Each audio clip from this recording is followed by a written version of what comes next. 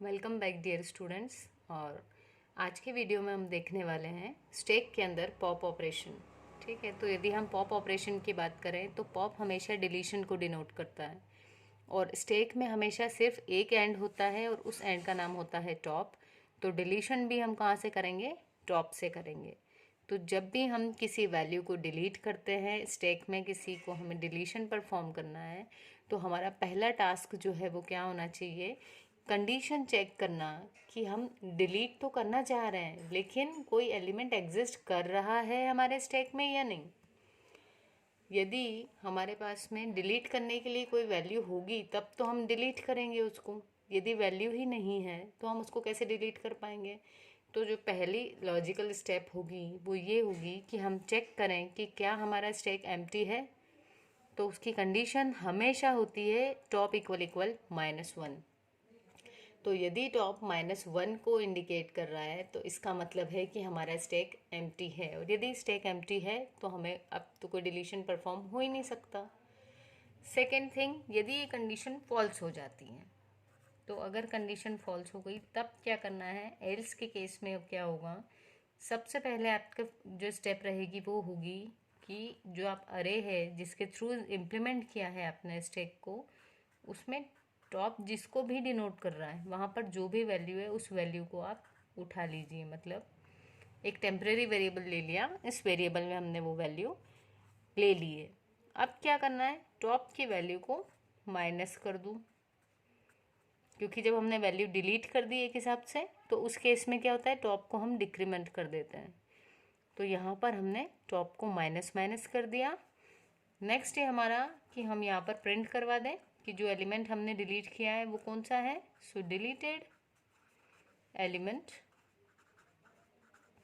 Print करवाना चाह रहे हैं यदि, तो हम क्या करें? अभी वैल्यू किस में ले ली? हमने एन में ले ली थी जिसको डिलीट किया है उसकी, और इसीलिए हमने वैल्यू एन में ली थी ताकि हम प्रिंट करवा पाए। क्योंकि यदि हमने एक बार टॉप को माइनस माइनस कर दिया तो अब टॉप उस पोजीशन को पॉइंट नहीं करेगा। तो हम एक एग्जांपल ले लेते हैं अपने स्टैक का।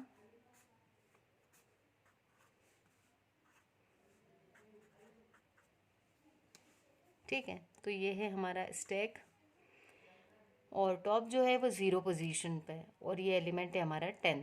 यदि मुझे इस एलिमेंट को डिलीट करना है तो यदि मैं सबसे पहले टॉप को माइनस कर दूं, यदि हम स्टेप की ऑर्डर को बदल दें, है ना, तो क्या होगा? यदि टॉप को माइनस कर दिया तो टॉप 0 पे था, -1 किया तो -1 पे आ जाएगा। अब जब टॉप दूसरी मतलब नीचे वाली लोकेशन पे आ गया, नेक्स्ट लोकेशन पे, और फिर मैं अगर लिखूंगी ए ऑफ टॉप को प्रिंट करने के लिए तो पॉसिबल नहीं है। इसलिए क्या करेंगे हम? जब किसी भी वैल्यू को डिलीट करना है तो सबसे पहले उस वैल्यू को आप कैप्चर करोगे। ठीक है, तो ए ऑफ टॉप, टॉप अभी जिसको पॉइंट कर रहा है उस वैल्यू को हमने कैप्चर किस में करवा लिया? किसी भी एक टेम्परेरी वेरिएबल में। तो हमने मान लिया कि एक एन नाम का वेरिएबल है और उसमें हमने वैल्यू ले ली ए ऑफ टॉप की। तो जब वैल्यू हमने उठा ली है तो हम प्रिंट करवा लेंगे बाद में। तो अब हम क्या कर सकते हैं? टॉप को माइनस कर दें ताकि टॉप जो है डिक्रीमेंट हो जाए और वो वैल्यू डिलीटेड मान ली जाए। ठीक है, और अब वो वैल्यू प्रिंट करवानी है तो किस में ली थी हमने? एन में ली थी, तो हमने एन को प्रिंट करवा दिया और यहाँ पर हमने क्या करा? बंद कर दिया। तो ये जो लॉजिक था, ये पूरा लॉजिक था पॉप ऑपरेशन के लिए। क्लियर है स्टूडेंट्स? इसको हम एक बार ड्राई रन करके देखते हैं। एक हमने स्टैक बना दिया अपना।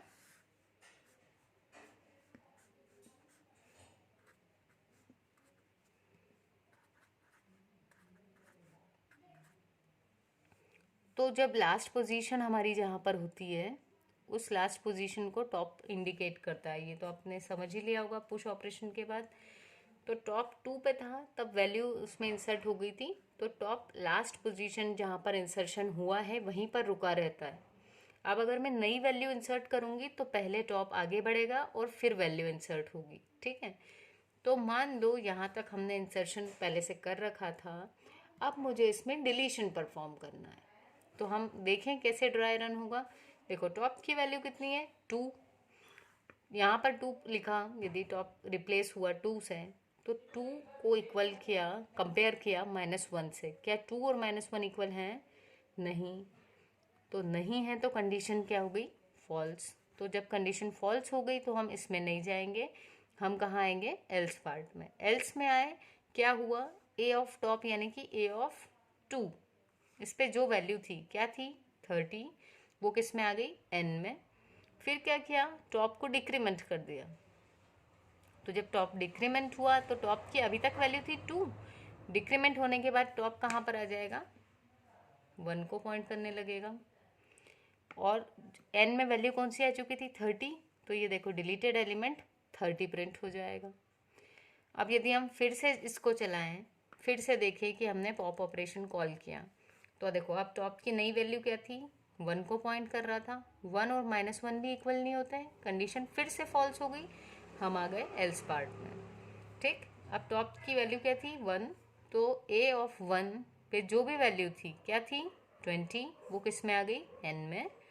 और फिर क्या किया, अब टॉप को डिक्रीमेंट कर दिया, क्योंकि वैल्यू हमने कैप्चर कर ली है, अब हम डिक्रीमेंट कर सकते हैं। तो टॉप को डिक्रीमेंट किया तो टॉप आ गया अब 0 पे। तो टॉप भले ही 0 पे है, लेकिन वैल्यू डिलीट कौन सी हुई, 20 वाली, जो किस में है, अभी एन में स्टोर की थी हमने, तो हमने वो वैल्यू को प्रिंट करवा दिया। फिर से यदि मान लो मेरे को डिलीट करवाना है पॉप ऑपरेशन, तो अब क्या होगा, अब टॉप है 0 पर, 0 और -1 कंपेयर होंगे, 0 और -1 भी इक्वल नहीं होते हैं, तो कंडीशन फिर से फॉल्स हो गई, हम आ गए एल्स पार्ट में। एल्स में जब आए हम, तो एन में क्या हुआ, ए ऑफ टॉप, टॉप की अभी वैल्यू कितनी है, 0, तो ए ऑफ 0 में क्या वैल्यू थी, 10, वो आ चुकी है एन के अंदर। ठीक है, फिर क्या किया, टॉप को माइनस माइनस कर दिया।